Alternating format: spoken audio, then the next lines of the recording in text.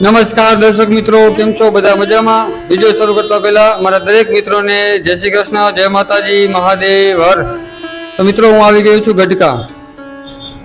મિત્રો, કહેવાય છે કે અહીં કૃષ્ણ ભગવાનના સાક્ષાત પગલા મોજૂદ છે. હજી એમ કહેવાય છે કે સપ્તપદી એ કૃષ્ણ ભગવાનનો રથ હતો, 7 ઘોડાવાળો. તેમના પણ ઘોડાના પણ પગચિહ્ન અહીં હાલમાં મોજૂદ છે. તો ચાલો મિત્રો, આપણે અંદર જઈએ અને તેમના ઇતિહાસની એક ઝાંખી કરીએ. આ ઇતિહાસ ભોળા ભગત નામના એક ભક્ત સાથે જોડાયેલો છે. મિત્રો, એ નરસિંહ મહેતાના એક અવાજથી કૃષ્ણ ભગવાન દોડીને આવ્યા. મીરાબાઈના એક અવાજથી કૃષ્ણ ભગવાન દોડીને આવ્યા. દ્રૌપદીના એક અવાજથી કૃષ્ણ ભગવાન દોડીને આવ્યા. એવી જ રીતે ભોળા ભગતના એક અવાજથી ઠાકર દોડીને આવ્યો. મિત્રો, એકવાર સાધુ સંતોની જમાત દ્વારકાના દર્શન કરવા જતી હતી. તો મૂળા ભગતને એમ થયું કે લાવ હું પણ ઠાકરના દર્શન કરવા જાઉં. તો મૂળા ભગત તે જમાતની અંદર સામેલ થઈ ગયા અને ધીમે ધીમે ધીમે કરી આ જમાત સાંજ સમયે ગટકાના પાદરમાં પહોંચી. એ સમયે મૂંગવા હાક નામના વ્યક્તિએ આખા સંઘને વારું પાણી કરાવ્યા. વારું પાણી કરાવ્યા બાદ એક વ્યક્તિએ મૂળા ભગતની મશ્કરી કરી કે શું જો તમને ભક્તિ સાચી લાગી ગઈ હોય તો શું દ્વારકા વાળો સામો આવે? આ શબ્દો મૂળા ભગતના કાનમાં પડ્યા. મેળવું કોઈને મરાય નહીં ને મેળવું માથાનો ઘા. મૂળા ભગત હાથમાં બેરખું લઈને ઊભા થઈ ગયા. કેમ નો આવે? આવે, ઠાકર સામો આવે. તો આજ મૂળા ભગત ગઢકાના પાદરની અંદર પરચો આપું છું. તો સાંભળો, હું વાવમાં નાવા જાઉં છું. તો નાઈને બહાર આવું અને 7 ઘોડા લઈને જો ઠાકર સામો ઉભો હોય તો માનજો મૂળા ભગતનો ઠાકર આવ્યો હતો. જેવા મૂળા ભગત સ્નાન કરીને બહાર આવ્યા તો મારો ઠાકર 7 ઘોડા લઈને સામો ઉભો હતો. એ ઘોડાના ચિહ્ન હજી પણ જો મોજૂદ છે આ ગઢકાના પાદરની અંદર.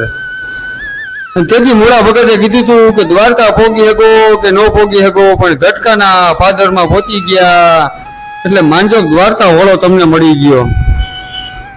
તો આ હતો આ ગઢકા મંદિરનો ઇતિહાસ. મિત્રો, આ છે ઘોડાના ચિહ્ન.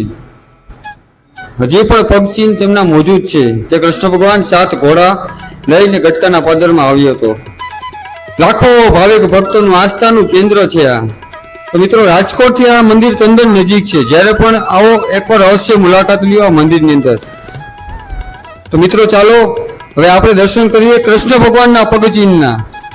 લાખો ભાવિક ભક્તોના આસ્થાનું કેન્દ્ર છે આ ગઢકા. એમ કહેવાય છે કે જે દ્વારકા નથી પહોંચી શકતા તે અહીં ગઢકાના પાદરમાં કૃષ્ણ ભગવાનનું સુંદર મજાનું પગચિહ્ન સાથે તેમનું મંદિર છે, તેમના દર્શન કરીએ તો એમ મનાય છે કે દ્વારકાના દર્શન કર્યા. મિત્રો, સરસ મજાના હનુમાનજી મહારાજની મૂર્તિ પણ સ્થાપિત કરેલ છે.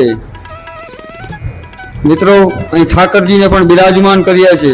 સુંદર મજાની તેની પ્રતિકૃતિ અહીં સ્થાપિત કરવામાં આવેલ છે. જય કાળિયા ઠાકર, જય શ્રી કૃષ્ણ ભગવાન કી જય. સુંદર મજાનું આ મંદિર છે.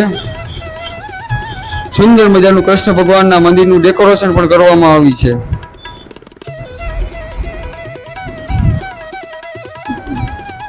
ચાલો હું પણ હવે દર્શન કરી લઉં કાળિયા ઠાકરના. જય શ્રી કૃષ્ણ. તો ચાલો હવે આપણે આગળ વધીએ. અહીં સરસ મજાનું ગણપતિ મહારાજની મૂર્તિ પણ સ્થાપિત કરેલ છે. ગજાનંદ ગણપતિ મહારાજ કી જય. આ છે પ્રભુ પગલા, જે સાક્ષાત ભગવાન શ્રી કૃષ્ણ ભગવાનના પગચિહ્ન છે. તો ચાલો આજે તમને દર્શન કરાવો. કોમેન્ટમાં લખજો જય શ્રી કૃષ્ણ. આવા અદ્ભુત દર્શન લાવો, ફરી ક્યારેય નહીં મળે. જય શ્રી કૃષ્ણ. સુંદર મજાના કૃષ્ણ ભગવાનના પગચિહ્ન છે અહીં પ્રભુ પગલા. તમે જોઈ શકો છો મિત્રો. જય શ્રી કૃષ્ણ. કોમેન્ટમાં લખજો જય શ્રી કૃષ્ણ. જય શ્રી કૃષ્ણ ભગવાન કી. અહીંયા સરસ મજાનું એક શિવાલય પણ છે. હર હર મહાદેવ હર. ઓમ નમઃ શિવાય. સરસ મજાનું શિવાલય પણ છે અહીં. તો આપણે સુંદર મજાના મંદિરના દર્શન કર્યા. લાખો ભાવિક ભક્તો તમે જોઈ શકો છો અહીં મંદિરના દર્શન આવેલ છે. મિત્રો અહીંયા એમ કહેવાય છે કે ભોળા ભરવાડ ઠાકરને બહુ માને છે. અહીં ઠંડી ઠંડી છાશનો પ્રસાદ પણ મળી રહ્યો છે. આ ભોળા ભરવાડું સરસ મજાની છાશનો પ્રસાદ. ચાલો હું પણ છાશ થોડી પી લઈને પ્રસાદ લઈ લઈએ. ખૂબ જ સરસ છાશ છે.